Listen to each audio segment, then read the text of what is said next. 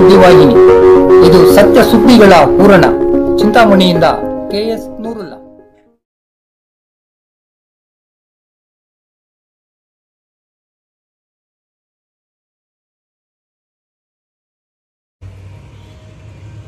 ನಮಸ್ಕಾರ, ನಾನು doctor Sridhar. So ನಮ್ಮ AMA ಚಿಂತಾಮಣಿ ಕಡೆಯಿಂದ ನಮ್ಮ ಅಧ್ಯಕ್ಷರ ಪರವಾಗಿ ನಾನು ಇವತ್ತು ಪ್ರೆಸ್ ಸ್ಟೇಟ್ಮೆಂಟ್ ಕೊಡಬೇಕಾಗಿದೆ. ಸೊ ಏನು ವಿಷಯ ಅಂತಂದರೆ, ಸೊ ಎಲ್ಲರಿಗೂ ಗೊತ್ತಿರೋ ಹಾಗೆ ಹೋದ ವಾರ ನಮ್ಮ ಕೋಲ್ಕತ್ತಾದಲ್ಲಿ RJkar ಮೆಡಿಕಲ್ ಕಾಲೇಜಲ್ಲಿ ಒಂದು ಇನ್ಸಿಡೆಂಟ್ ನಡೆದಿದೆ. ಅಲ್ಲಿ ಒಬ್ಬ PG ಸ್ಟೂಡೆಂಟು ಲೇಡಿ ಮೇಲೆ ಅತ್ಯಾಚಾರ ಎಸಗಿ ಅಂದರೆ ಪ್ರಾಣ ತೆಗೆದಿದ್ದಾರೆ.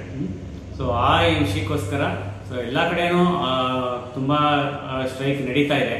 ಸೊ ಆದ್ದರಿಂದ ನಾವು ನಮ್ಮ ಕೋಆಪರೇಷನ್ ಇರಬೇಕು, ಅವರಿಗೆ ನಮ್ಮದು ನಾವು ಇದು ಮಾಡಬೇಕು ಅಂತೇಳಿ ಸೊ ನಮ್ಮ IMA ಕಡೆಯಿಂದ, ಸೊ ನಮ್ಮ ಚಿಂತಾಮಣಿನೇ ಅಲ್ಲ, ಸೊ ಇದು ನಮ್ಮ ನ್ಯಾಷನಲ್ IMA, ಸೊ ನ್ಯೂ ಡೆಲ್ಲಿಯಿಂದ ಕರೆ ಮಾಡಿದ್ದಾರೆ. ಸೊ ಅದು ಕರೆ ಮಾಡಿ ನಾಳೆ ಅಂದರೆ ದಿನಾಂಕ ಸೊ ಬೆಳಗ್ಗೆ 6 ಗಂಟೆಯಿಂದ ಮಾರನೇ ದಿನ ಭಾನುವಾರ ಬೆಳಗ್ಗೆ 6 ಗಂಟೆವರೆಗೂ ಎಲ್ಲ ನಮ್ಮ ಸರ್ವಿಸಸ್, ಎಲೆಕ್ಟಿವ್ ಸರ್ವಿಸಸ್, ಸೊ ಆ ಥರದ್ದು ನಾವು ಬಂದ್ ಮಾಡಬೇಕು ಅಂತೇಳಿ ಕರೆ ಮಾಡಿದ್ದಾರೆ. ಸೊ ನಾವು ಅವರ ಕರೆಗೆ ಹೋಗಟ್ಟಿ ನಾವು ಅದನ್ನು ನಾವು ಎಲ್ಲ ಆಸ್ಪತ್ರೆಗಳಲ್ಲೂ ಬಂದ್ ಮಾಡ್ತಾ ಇದ್ದೀವಿ.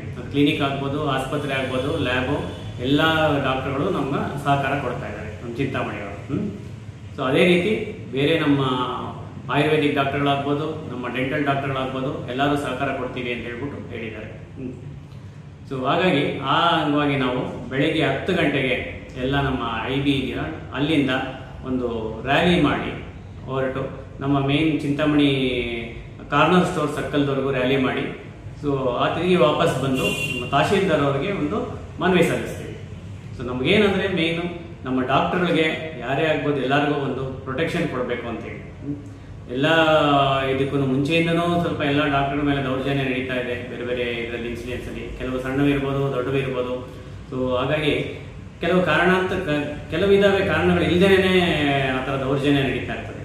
ಸೊ ಆದ್ದರಿಂದ ಇವೆಲ್ಲ ನಮಗೆ ತಡೆ ಹಿಡಿಬೇಕು ಅಂತೇಳಿ ಇದಕ್ಕೆಲ್ಲ ಸ್ವಲ್ಪ ಪರಿಹಾರ ಮಾಡಬೇಕು, ಇದಕ್ಕೆಲ್ಲ ನಮಗೊಂದು ಕಾನೂನುಗಳು ತರಬೇಕು.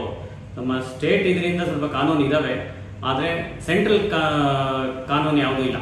ಸೊ ಆ ಸೆಂಟ್ರಲ್ ಕಾನೂನು ಸಹ ತರಬೇಕು ಅಂತೇಳಿ ನಮ್ಮೆಲ್ಲರ ಮನವಿ ಸಹ ಇದೆ. ಈ ನಾವು OPD ಸರ್ವಿಸಸ್ಸು ಆಮೇಲೆ ಎಲೆಕ್ಟಿವ್ ಸರ್ವಿಸಸ್ ಏನೇನಿದಾವೋ ಅವೆಲ್ಲ ಬಂದ್ ಮಾಡ್ತಾ ಇದ್ದೀವಿ. ಆದರೆ ತುಂಬ ಎಮರ್ಜೆನ್ಸಿ ಇರೋವಂಥವು, ಆಕ್ಸಿಡೆಂಟ್ ಆಗ್ಬೋದು, ಇಲ್ಲ ಇನ್ನೂ ಏನೋ ಪ್ರಾಣಕ್ಕೆ ಅಪಾಯ ಕೊಡುವಂಥ ಎಮರ್ಜೆನ್ಸಿಗಳನ್ನ ಕೆಲವು ಆಸ್ಪತ್ರೆಗಳಲ್ಲಿ ಲಭ್ಯ ಇರುತ್ತೆ.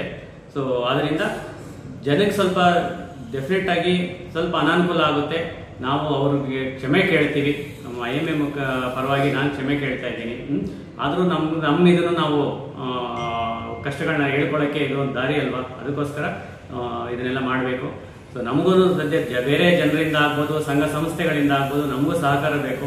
ಅವರು ಏನಾದ್ರು ಪಾಲ್ಗೊಳ್ತೀವಿ ಅಂತಂದರೆ ನಮ್ಮ ಬಂದ್ನಲ್ಲಿ ಅವ್ರನ್ನೂ ಸಹ ನಾವು ಸ್ವಾಗತಿಸ್ತೀವಿ.